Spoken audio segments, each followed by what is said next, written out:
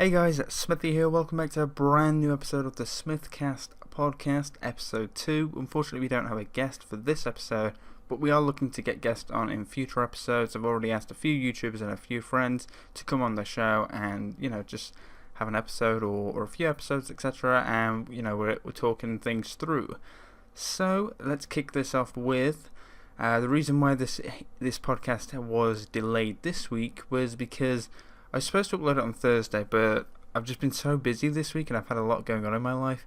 I've had a lot on my mind. I haven't really been myself, and the reason for that being is that I've just had some shit with the ex-girlfriend, and it's bothered me a bit, and I've just had some stuff bothering me. I've also been working Tuesday and Wednesday, and when I say Tuesday and Wednesday, I mean like really early in the morning. Like I would be getting up at like between 2 and 3 a.m, being ready for 4 a.m. to get on the road for about 4:15, half 4, and then the guy who would drive me down to, we went to Wales and Liverpool and Birmingham one day. We went to Newcastle, Sunderland, and everything like that on the next day.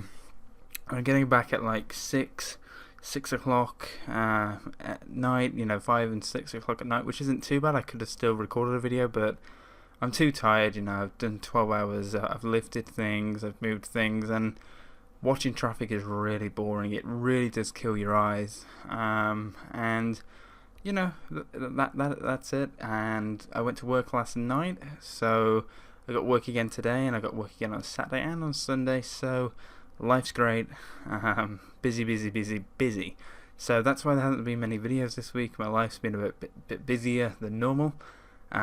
So let's kick this off with some E3 talk, because E3 was, of course, the biggest event happening this week in the gaming community. So we're going to kick it off with Microsoft.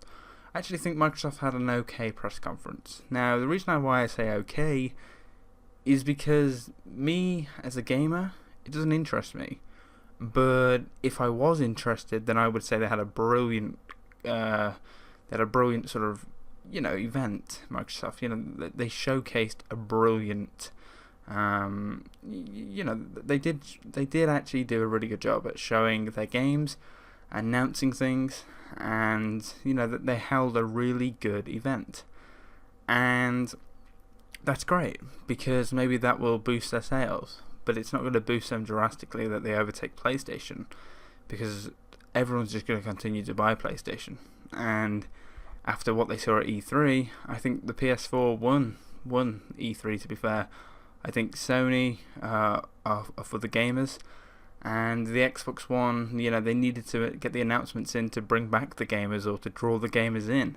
Their press conference wasn't about games, it was about making the big announcements like backwards compatibility to draw the eyes of the Xbox One, getting some talk for people to be interested in it, to be like, oh right, so that's what Microsoft have got going on, to make them buying both consoles or just going towards the Xbox One, etc.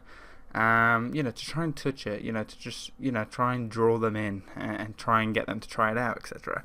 That's what their press conference was about. Whereas Sony, they've already won with the gamers. They've already got the numbers on, and all they needed to do was showcase some games and make one big announcement, which I speculated about 3 months ago, and it turned out to be true. But we'll get on that bit a bit later. So, Xbox One backwards compatibility. Now this was a huge announcement, because don't you remember 2 years ago, Microsoft and Sony both said our consoles will not be able to do backwards compatibility. It's not possible. It's not going to happen. Our consoles just can't do it, unfortunately.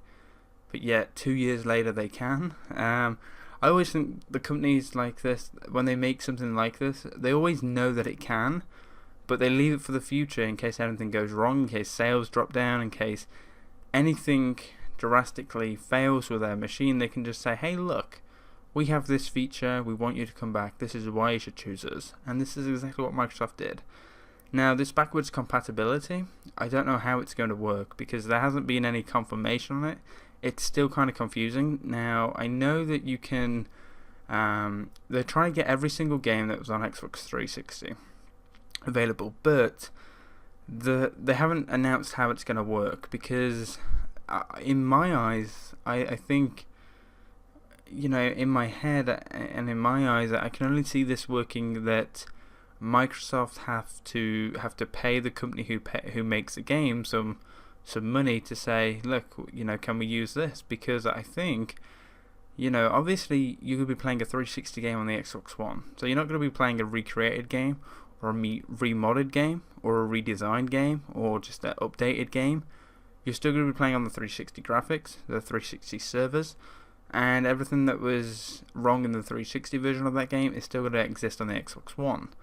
Because, they're not going to update the game, they're not going to make it HD, they're not going to fix things, they're not going to patch things, so all these people that are saying, we can play COD on Xbox One now, well, no, not really, because you're still going to run into hacked lobbies. It's not like the Xbox One is going to have servers for that game, because it's not been designed for that game. The Xbox One can't have servers like that because it's just not doable, unless they made like a HD remake and designed the game for the Xbox One. There's no Xbox One or PS4 coding in the game, and the servers aren't written for that, so they would have to write the servers again, or approve the servers or upgrade the servers, etc. So, I can only see pretty much single player games coming towards that sort of stuff. I think it's going to be more single player than what it is, and I also think it's only going to be people and companies that sort of say, yeah, you know what, if you pay me this much, I'm willing to allow you to do that to my game. Because I also think a lot of people will look at this and say, well, the Xbox One has backwards compatibility, but we as a company can make more if we do a HD remake and release it for the Xbox One and the PS4. Like, we can make more money doing that, and that is why I don't think it's going to bring back Call of Duty, because Activision will look at that and say, well, hang on a minute, if we remastered Call of Duty and put it on one disc from whatever games were made on the PS3 and Xbox 360, so COD 4 all the way up until Black Ops 2, if they remade those and remastered them for the PS4 and Xbox One, then they would make a hell of a lot of money. They'd rank it in. They'd be billionaires already. Which they already are, but they'd get shitloads. They'd probably get the fastest selling game, to be fair. I don't see Microsoft being able to persuade companies like Activision to allow them to sort of give this out for free. And I can only see it leading to payments being made, which I don't think Microsoft will do. Obviously, they want to get the views back, and they want to get the console, the players in and the gamers in.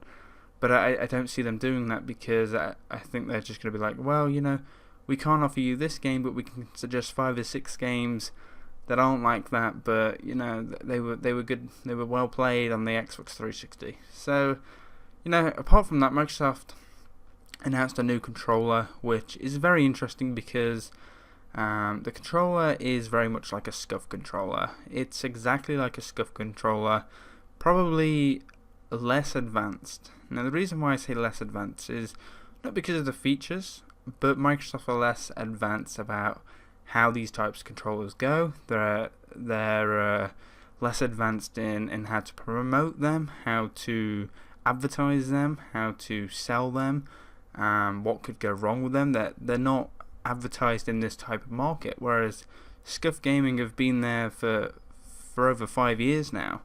They're an established company, and there are many other companies like Scuf that do exactly what Scuf do. Maybe do just as good as a job, or just under as good as a job as what Scuf do. I've got 2 Scuf controllers myself, and it's fantastic. I would definitely buy a third one. I probably will for Black Ops 3, to be fair, but I don't think the Elite controller is going to overtake Scuf. I don't think Microsoft is going to run Scuf into the ground, because here's the thing, right? Scuf are focused on Call of Duty because it's one of the biggest selling franchises, right? And it's on the Xbox One. You got all the exclusive content. Well, you did have. That's coming to PS4. So what does Scuf do? Xbox announced this controller. Well, all the pro players and everything like that are going to be on PS4 now.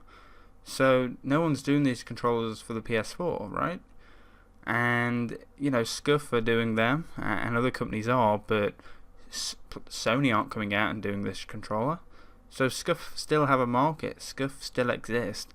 Scuf will always exist because they're great at what they're doing. They have great customers who are willing to, who love their service, who love what they provide, love what they do, and they love the community that they're in.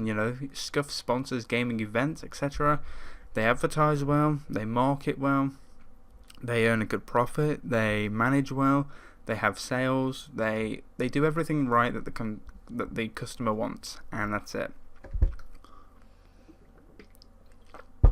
Sorry about that. I had to have a swig of my drink, because talking fast and talking for long times when you've not really had much to drink isn't really the greatest idea I've had. But I think the Xbox One Elite controller is nice. I think if I had an Xbox One, I would probably give it a go. It definitely caught my eyes to say, wow, this is actually happening. Like Sony, well, not Sony, but Microsoft are taking an interest in this type of modded controller. They're actually trying to compete with these people, and hopefully Sony do that too. If Sony did that too, it'd be great, because whatever these two companies implement, Scuf implements too. They have to compete with their controllers, and it gives them ideas, and it sort of gets like a battle going. But I think Scuf will always be better. But it'd be nice to see Sony release a controller against Microsoft to counter this, and maybe they will eventually. Maybe after seeing this Elite controller, maybe they will think, wow, you know what, we need one like that, let's do that. So they also announced a lot on the HoloLens, and I think this is really great. However, the downside of this is that they showed it on Minecraft, right? And Minecraft was like, wow, amazing. You know what? This is great, right? This is absolutely fantastic. But the problem is how many other games are going to work like Minecraft? How many other games are going to allow you to play them on a table, right? Now, you're not like essentially playing them on a table, but you're looking at a table and putting the game on there. Well, that's all fun and games, right? That's brilliant. But you're not going to be able to do that with Call of Duty, because it's just too fast-paced moving. It's not doable.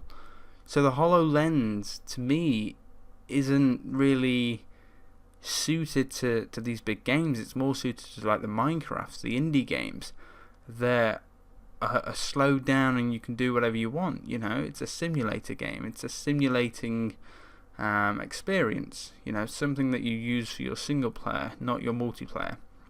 Because I don't think the HoloLens is going to work right. It's a great feature, but it's only going to work well with games like Minecraft, and that's it, really. That's as far as I can go on that, really. To me, you're only going to get that sort of experience with a game like Minecraft. If you don't like Minecraft, then the HoloLens is pretty pointless to you, because it's only going to work well with games like Minecraft, because it has to be that sort of design of a game. Because Minecraft is a single player or a very small multiplayer game on the Xbox One and the PS4s and etc. It's not a big game like Call of Duty. I mean, it is a big game, but it's not like a massive multiplayer game. Even though you have servers on PC, etc. But you know what I'm getting at, right? It's not like a Call of Duty where that's absolutely huge on everything, But it's going to be interesting to see how they do that, how they implement the HoloLens into other games. Would have liked to have seen it have a go on other games, but perhaps they're just going to market this thing around Minecraft and use Minecraft as an example to get the hopes up, because I think Minecraft is the best game to showcase that on. And as soon as you guys buy it, you'll try it on a different game. You'll probably be thinking, oh, well, this is not really that great. It looked good on Minecraft, but the hype died. So they also announced Rainbow Six, and Rainbow Six looks really good. Obviously, that'll be coming over to other consoles, but I think it's got some kind of like exclusive content on the Xbox One, I believe. I'm not too sure, but Rainbow Six looks awesome, and it looks really fun. The graphics look cool. It's nicely coloured. It's nicely blended. It looks smooth, and it just looked amazing. Halo 5 they announced, and Halo 5 is probably not really appealing to me. I looked at Halo and I thought, well, this just isn't really anything that I'd be interested in. I watched Halo 2, and I don't watch it now, but I've watched Halo 2 videos and I thought, wow, maybe I should get into this game. But Halo 5 just doesn't catch my eye. I feel like it's been done before. I feel like Destiny tried to be like Halo 5, and I feel like Halo 5 is just behind, and it just doesn't appeal to me. They also announced Gears of War, and they also announced an Ultimate Edition, which brings back all the Gears of War, which is great, another game, and hopefully Call of Duty follows in that aspect soon. One thing I do want to talk about is that the Kinect was completely forgotten about, and I think Microsoft has moved on. I think Microsoft has said, well, look, the Kinect didn't work, and that's why we're doing this Kinectless console, and that's why they didn't mention anything, because there is no purpose for the Kinect now. There really isn't. The Kinect wasn't mentioned, and I think it's pretty safe to say that they've moved on, and that's a good move for them. But I kind of liked what the Kinect had in mind. I just thought Microsoft implemented it wrong, and we'll see what they can do to change. So now let's get on to a few other games. Obviously, we got The Division. The Division looks awesome and amazing. Finally got a release date in March for next year, and that's going to be awesome. I really can't wait to see how that plays out. We got a new South Park game, which is going to be interesting because the last South Park game that we got was pretty fun to play. We also got FIFA 16, which is going to be interesting because now they have women players in. It's going to be interesting to see how that plays out. Can you play women versus boys? Are they going to allow you to do that? Are they going to expand? Are they going to have girls in Ultimate Team, etc.? Is that going to be a thing? Are they going to have a women's made Ultimate Team where they have two Ultimate Teams and you can have the women's and the men's version? Maybe that's a thing. It's going to be interesting to see how that plans out. There was a load of other games, but I'm going to talk about the PS4 now because the PS4 one is the one that I've got the most excitement for. So PS4 nailed it in my eyes. Sony absolutely nailed it with their conference. Every single game looked incredible. Every single game looked smooth. Every single game, the first 3 games that they showed, it was like, wow, Sony's already won this. And it was just wow.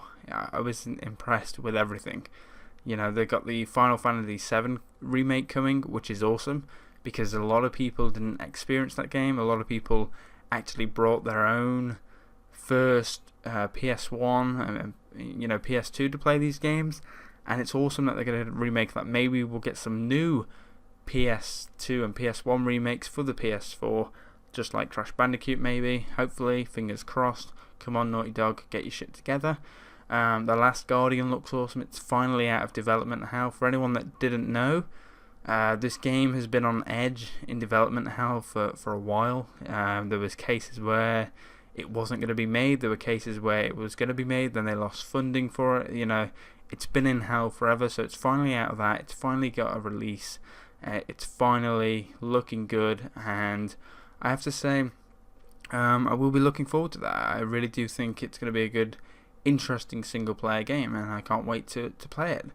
The game that caught my eye was Horizon. Horizon was a really weird game, right? It was totally weird because for me, I just couldn't believe my eyes. It was so weird, and it's awesome.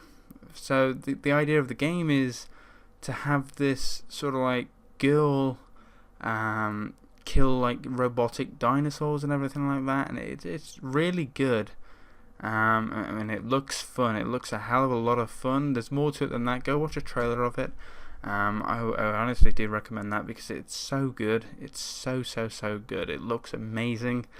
Now you got a Shinemu 3, I think that's how you pronounce it, which was kickstarted. They didn't really showcase the game. All they did was say, we want to have this game done, but it requires a Kickstarter. And the developer who did the first 2 games has started a Kickstarter.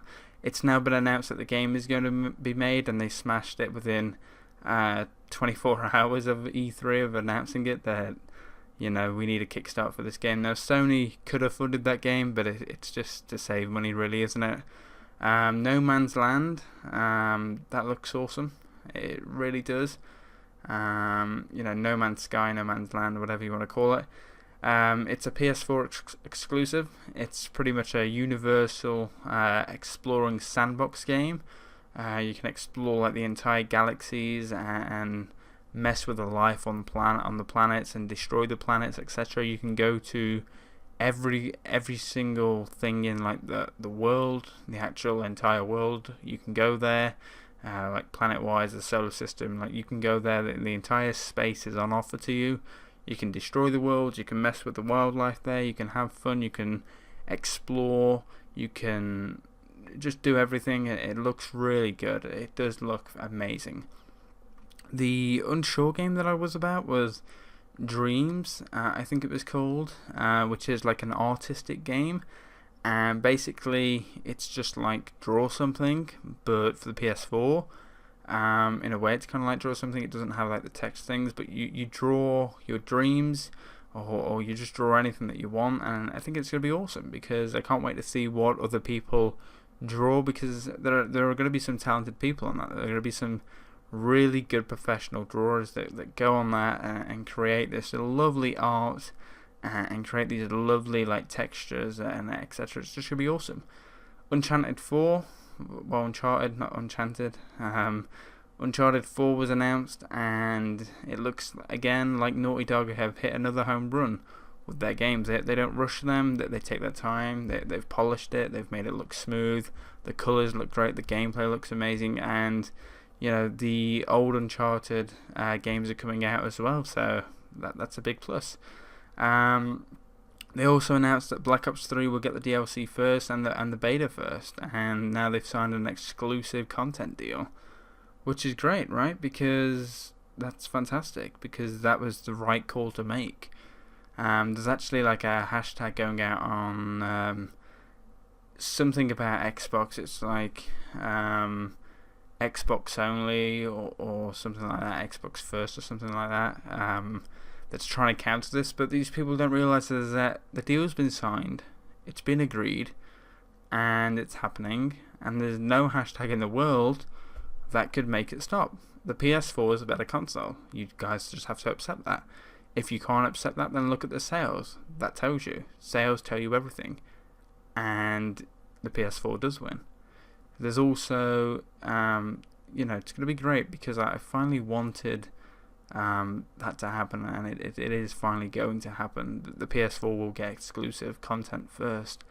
They also announced a new Destiny, which is going to be awesome, and they announced today that the PS4 again has exclusive content over the Xbox, which is awesome, because the Xbox is just getting so screwed.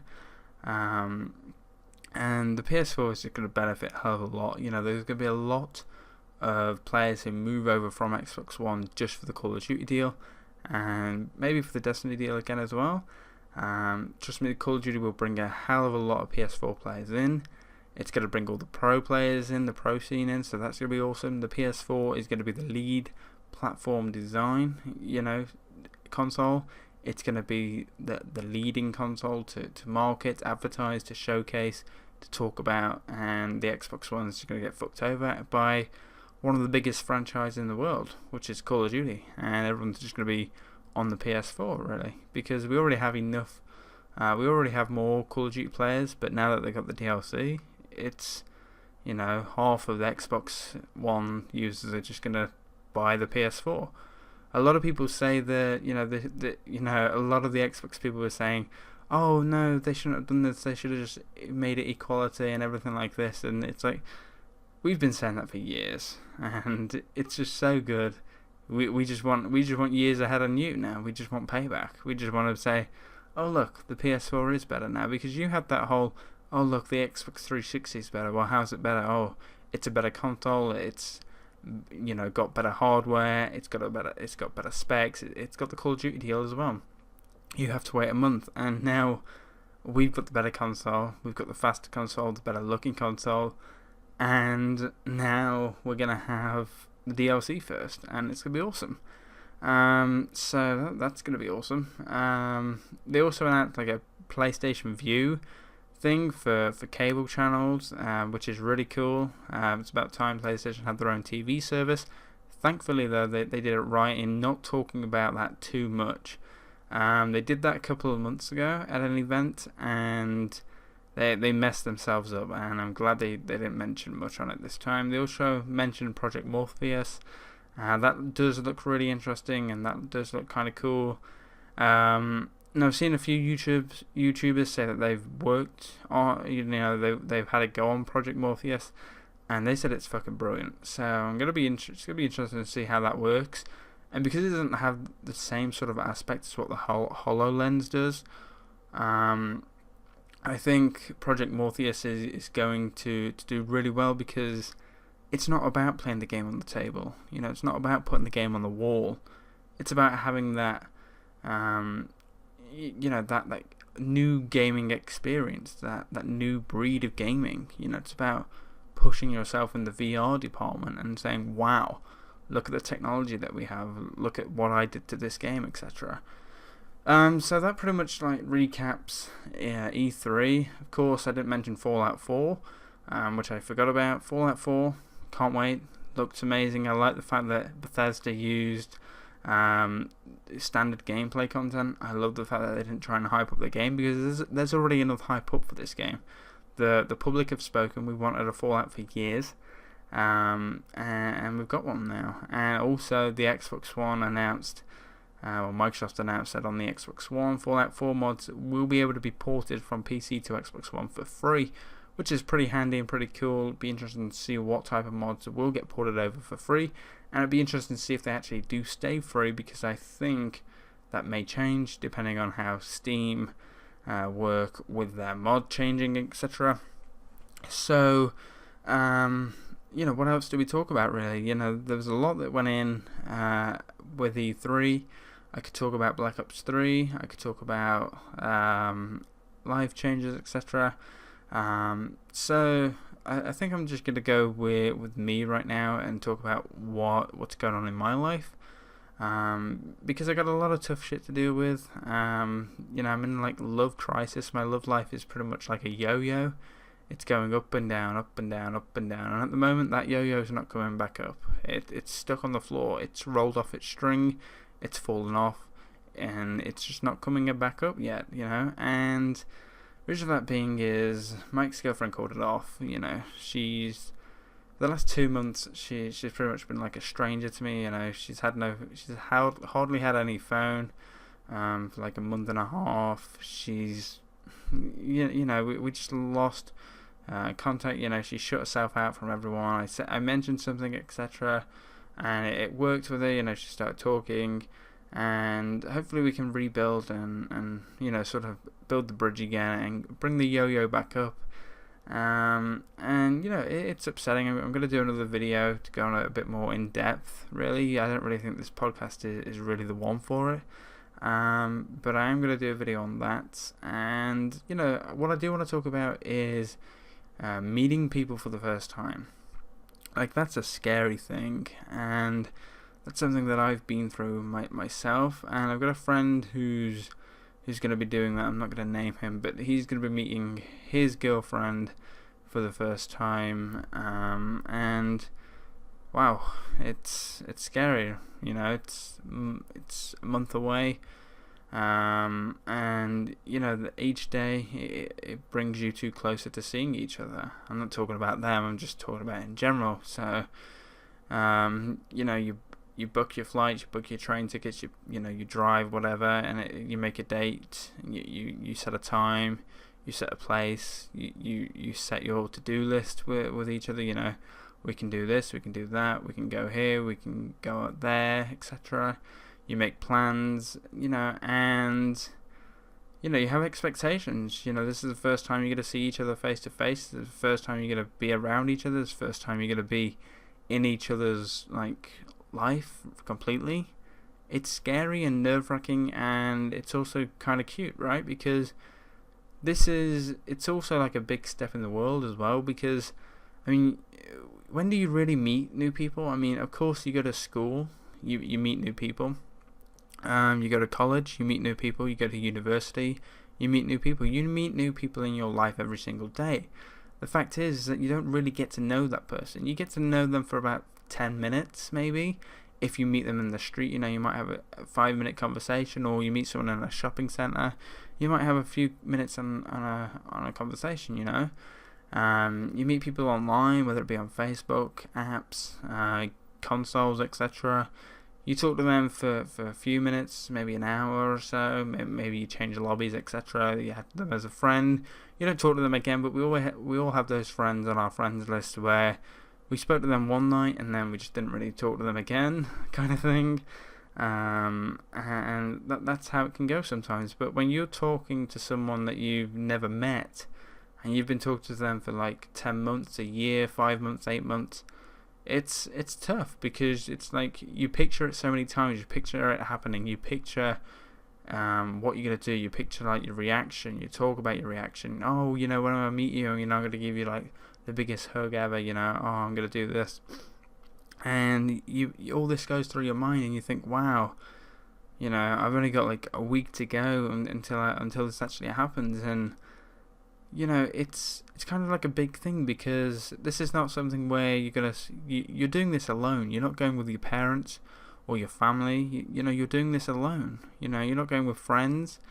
It's you and her. It's face to face. It's you and her. And that's scary, because most of us live a life where someone always helps us. Someone's always there for us, because from when you're 0 to 16 to 17 to 18, you got a helping hand. And then this is kind of your first real not attack, but sort of approach at life. This is your sort of drop in on the real world. This is what happens.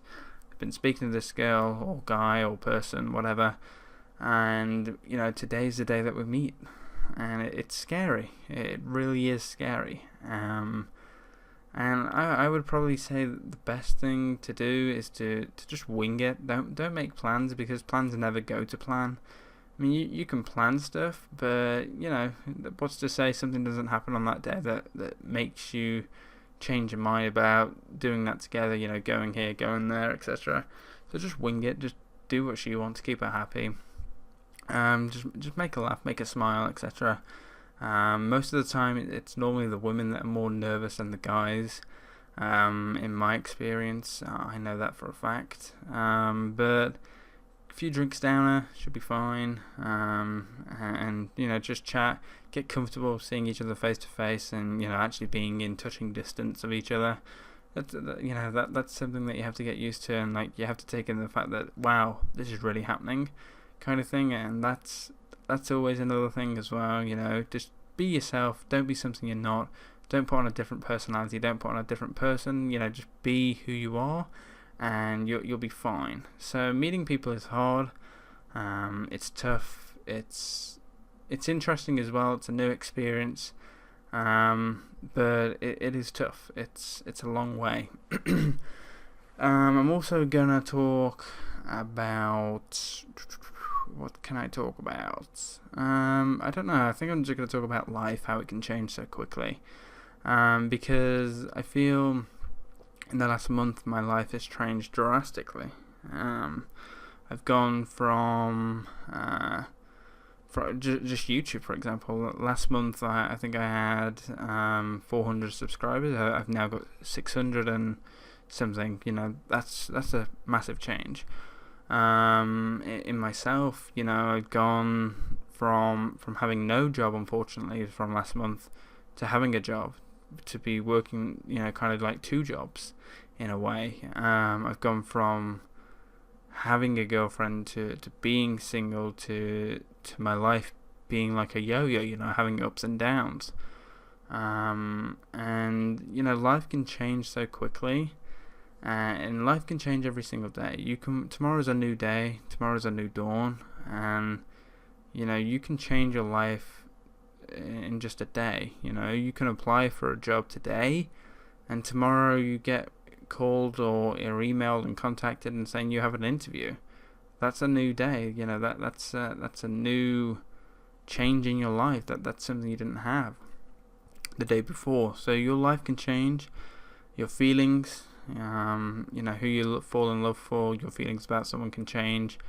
And life is pretty much a yo-yo. It has its ups, has its downs, and it is what it is. You've got to make it what it is, and you got to do whatever it takes to roll that yo-yo back up on its string and bring it back up to your finger so you can bring it up and down again. You know, life is life. You got to live it. And you know what? I'm going to end the podcast here. I know it's only been short, but it's 2 a.m. and you know, I've got work again tomorrow, and I need to keep my sleeping pattern well. I need to go to sleep.